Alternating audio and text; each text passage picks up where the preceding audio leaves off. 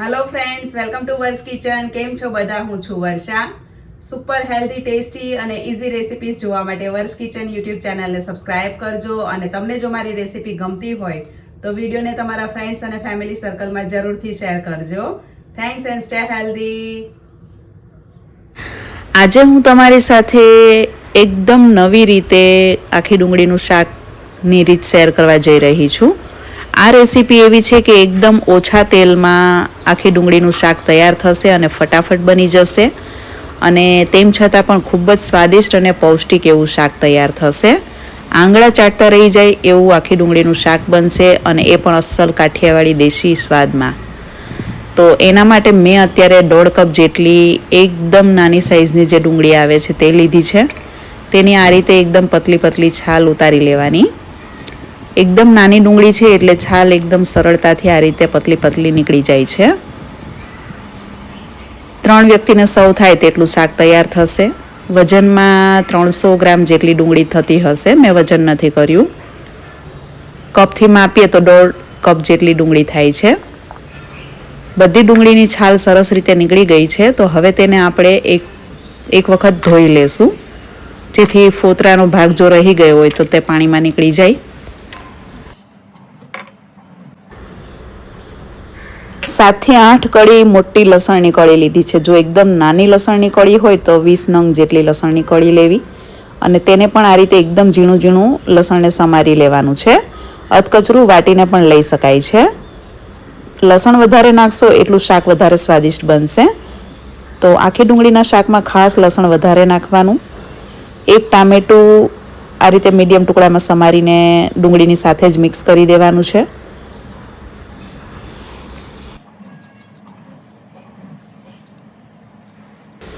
Generally બધા ડુંગળી તળીને તેલથી લથબથ ખૂબ જ તેલવાળું શાક બનાવતા હોય છે. આજે આપણે કુકરમાં એકદમ ઓછા તેલમાં આ શાક બનાવીશું. 3 ટેબલસ્પૂન જેટલું તેલ ગરમ કરવા મૂકવાનું છે કુકરમાં. શાક થોડા પ્રમાણમાં છે એટલે મેં નાનું કુકર લીધું છે. તેલ એકદમ સરસ ગરમ થઈ જાય એટલે ગેસની ફ્લેમ સાવ ધીમી કરી દેવાની, જેથી વઘાર બળી ન જાય. ખાસ ધ્યાન રાખવાનું છે. ગેસની ફ્લેમ ધીમી કર્યા બાદ જ વઘાર કરવાનો છે. હાફ ટીસ્પૂન જેટલું રાઈ જીરું વઘારમાં નાખવાનું છે. રાઈ એકદમ સરસ ફૂટી જાય ત્યારબાદ જીરું નાખવું, અને સૂકી મેથી દાણાનો પાવડર નાખવાનો છે વઘારમાં. આ સૂકી મેથી દાણાનો પાવડર છે. 2 ચપટી જેટલો નાખવો. 2 ચપટી જેટલી હિંગ નાખવી. હાફ ટીસ્પૂન જેટલી હળદર નાખવી. 2 સૂકા લાલ મરચાં વઘારમાં નાખવા. અને હવે ડુંગળી, લસણ અને ટામેટું છે તે નાખી દેવું, અને એકદમ સરસ રીતે તેને સાંતળવાનું છે. મેથીના પાવડરના વઘારને કારણે સ્વાદ અને સુગંધ વધી જાય છે અને પચવામાં હળવું બને છે. આ શાક ઓછા તેલમાં બનાવશો તેમ છતાં પણ શાક બની ગયા પછી તેલ એકદમ સરસ છૂટું પડી જશે.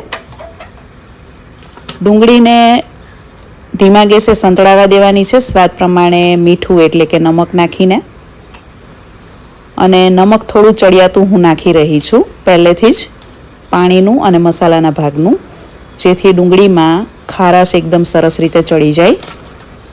અને જેટલી નાની સાઈઝની ડુંગળી હશે વધારે, એટલું શાક વધારે સરસ થશે. જો તમને આનાથી થોડી મોટી સાઈઝની ડુંગળી મળે તો પણ ચાલશે. તો તે શાકને કૂક થવામાં 5 મિનિટનો સમય વધારે લાગે છે.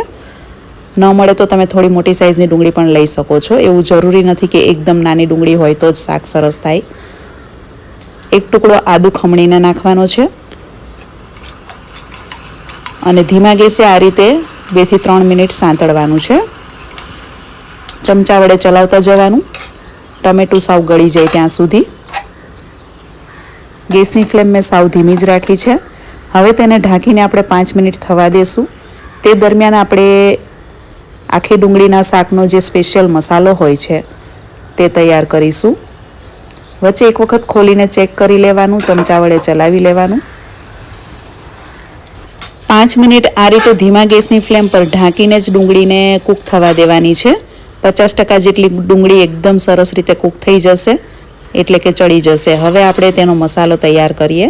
તો તેના માટે 1/4 કપ જેટલી કાચી શિંગદાણા લીધા છે. 5 થી 6 કાજુના ટુકડા લેવા.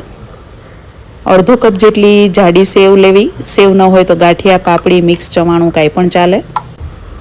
સાથે જ 5 થી 6 એકદમ કૂણા લીમડાના પાન નાખવા. 1 ટીસ્પૂન જેટલા આખા ધાણા, હાફ ટીસ્પૂન જેટલી વરિયાળી લેવી. આનાથી શાકનો સ્વાદ અને સુગંધ બહુ જ સરસ આવશે. 1 ટેબલસ્પૂન જેટલા શેકેલા તલ લેવા. અને હવે આ બધું મિક્સરમાં દાણેદાર પાવડર રહે તે રીતે ક્રશ કરવાનું છે. આ રીતે એકદમ સરસ દાણેદાર પાવડર થવો જોઈએ. જો તમને એકદમ લીસી સ્મૂધ ગ્રેવી ગમતી હોય, પંજાબી શાકની ગ્રેવી હોય એવી, તો આ પાવડરને એકદમ ઝીણો બારીક પીસવાનો. અને કણીદાર ગ્રેવી ગમતી હોય તો આ રીતે કરકરો પાવડર તૈયાર કરવાનો. આ મસાલો તમે કોઈ પણ ગ્રેવીવાળા શાકમાં કે ભરેલા શાકમાં યુઝ કરી શકો છો. એનાથી શાક ખૂબ જ ટેસ્ટી એવું ઘટ્ટ કણીદાર ગ્રેવીવાળું તૈયાર થાય છે. આ રીતે મસાલો બનાવીને તમે ફ્રીજમાં બોટલ ભરીને 2 મહિના સુધી સ્ટોર કરી શકો છો. મસાલો એવો ને એવો જ રહે છે. 5 મિનિટમાં ડુંગળી સંતળાય એ દરમિયાન મસાલો પણ બની ગયો અને ડુંગળી પણ સરસ કૂક થઈ ગઈ છે 50% જેટલી. તો આપણે તેને હવે ઢાંકણ ખોલીને એક વખત આ રીતે સરસ રીતે ચમચા વડે ચલાવીને જોઈ લેવાનું. ટમેટાં એકદમ સરસ ગળી ગયા છે અને સુગંધ એકદમ સરસ આવી રહી છે. તો હવે તેમાં 2 ટીસ્પૂન જેટલું ધાણા જીરું પાવડર અને 2 ટેબલસ્પૂન જેટલો લાલ કાશ્મીરી મરચું પાવડર નાખવો. તીખાશ તમારે તમારા ટેસ્ટ પ્રમાણે લેવી. અમારા ઘરમાં મધ્યમ તીખું ખવાય છે એટલે અમે કાશ્મીરી મરચું પાવડર જ યુઝ કરીએ છીએ. 2 ચપટી જેટલો ગરમ મસાલો નાખવો અને ધીમા ગેસની ફ્લેમ પર એક વખત સરસ રીતે મસાલા મિક્સ કરીને મસાલાની સુગંધ આવે એ રીતે અડધી મિનિટ જેવું સાંતળવાનું છે. હવે તેમાં આપણે આ જે મસાલો તૈયાર કર્યો શિંગદાણા તલનું એ નાખી દઈશું. જેટલી ગ્રેવી વધારે કરવી હોય એ પ્રમાણે વધારે મસાલો નાખવાનો. ઓછી ગ્રેવી કરવી હોય તો મસાલો ઓછો નાખવાનો. આખી ડુંગળીના શાકમાં ગ્રેવી વધારે હોય તો ખાવાની બહુ મજા આવે છે. અને જો ખીચડી રોટલા સાથે શાક ખાવાનું હોય તો મસાલો બધો જ નાખી દેવો. અત્યારે હું બધો જ મસાલો નાખી રહી છું જેથી ગ્રેવી વધારે થાય તો શાકને રોટલા અને ખીચડી સાથે ખાવાની મજા પડી જાય. ધીમા ગેસે જ થવા દેવાનું છે, નહીં તો મસાલો નીચે તળિયે બેસી જશે. ને મસાલો એક વખત સરસ રીતે મિક્સ કરી લીધા પછી તેને ચલાવવાનું નથી બહુ અને 1 ગ્લાસ જેટલું પાણી નાખવાનું છે. પાણી નાખ્યા બાદ ચમચા વડે તેને બિલકુલ નથી ચલાવવાનું જેથી મસાલો સરસ રીતે ડુંગળીમાં બેસી જાય. અને હવે ગેસના ઢાંકણને બંધ કરીને પહેલાં મીડિયમ ગેસની ફ્લેમ પર 5 મિનિટ સુધી થવા દેવાનું છે, સીટીમાં હવા ભરાય ત્યાં સુધી. ત્યારબાદ ગેસની ફ્લેમ ધીમી કરીને 5 થી 7 મિનિટ સુધી આમ જ શાકને થવા દેવાનું છે. 10 થી 12 મિનિટ સુધી થવા દેવાનું છે, સીટી વાગે કે ન વાગે. ધીમા ગેસની ફ્લેમ પર શાકને કૂક થવા દેવાનું છે. 10 થી 12 મિનિટ સુધી આ રીતે ધીમા ગેસની ફ્લેમ પર થવા દેવાનું છે અને કુકર સાવ ઠંડુ પડે ત્યાં સુધી તેને રહેવા દેવાનું છે. 10 થી 12 મિનિટ બાદ ગેસ બંધ કરી દીધા બાદ કુકરને 15 થી 20 મિનિટ સુધી એની જાતે જ હવા નીકળી જાય ત્યાં સુધી ઠંડુ થવા દેવાનું. ત્યારબાદ જ ઢાંકણ ખોલવાનું છે જેથી ડુંગળી એકદમ સરસ રીતે કૂક થઈ જાય અને આખી પણ રહે. જુઓ તમે કેટલી સરસ રીતે ડુંગળી બફાઈ ગઈ છે અને તેમ છતાં થોડી નરમ છે. વધારે કડક પણ નથી અને વધારે નરમ પણ નથી. તો કોથમીર નાખીને આપણે એક વખત સરસ રીતે મિક્સ કરી લેશું અને ગ્રેવી જુઓ તમે ભરેલા શાકના મસાલાને ટક્કર મારે એવી મસાલાવાળી ગ્રેવી તૈયાર થઈ છે. તો ખાસ સિક્રેટ ટીપ એ છે કે 1 સીટી પણ નથી થવા દેવાની. ધીમા ગેસની ફ્લેમ પર 10 થી 12 મિનિટ સુધી કુકરમાં એકદમ સરસ રીતે હવા ભરાઈ જાય ત્યાં સુધી શાકને કૂક થવા દેવાનું છે. ત્યારબાદ ગેસ બંધ કરીને તેને 15 મિનિટ સુધી ઠંડુ થવા દેવાનું છે. એટલે શાક એકદમ સરસ રીતે કૂક થઈ જશે ડુંગળી અને વધારે પડતી ગળી પણ નહીં જાય અને કાચી પણ નહીં રહે. તો કાઠિયાવાડી આખી ડુંગળીનું શાક છે તો તેને આપણે સર્વ કરીશું ગરમા ગરમ શાકને તાજી મોળી છાશ, ભાવનગરી મરચાં અને દેશી ગોળ સાથે અને જુવાર મકાઈ બાજરીના રોટલા સાથે. તમે આખી ડુંગળીનું શાક રોટલા, ભાખરી, રોટલી, ખીચડી શેની સાથે વધુ ખાવાનું પસંદ કરશો તે મને કમેન્ટ્સમાં જરૂરથી જણાવજો. અને તમારામાંથી કોને કોને આખી ડુંગળીનું શાક ખૂબ જ ભાવે છે અને તમે શેની સાથે આ શાક ખાઓ છો, તમારા ઘરમાં કેવા પ્રકારનું આખી ડુંગળીનું શાક બને છે તે પણ મને કમેન્ટ્સમાં જરૂરથી જણાવજો. અત્યારે આ શાકમાંથી સુગંધ ખૂબ જ સરસ આવી રહી છે અને જુઓ તમે, તેલ પણ સરસ છૂટું પડી ગયું છે. ઓછા તેલમાં આપણે આ શાક બનાવ્યું છે, તેમ છતાં તેલથી લચકતું શાક તૈયાર થયું છે.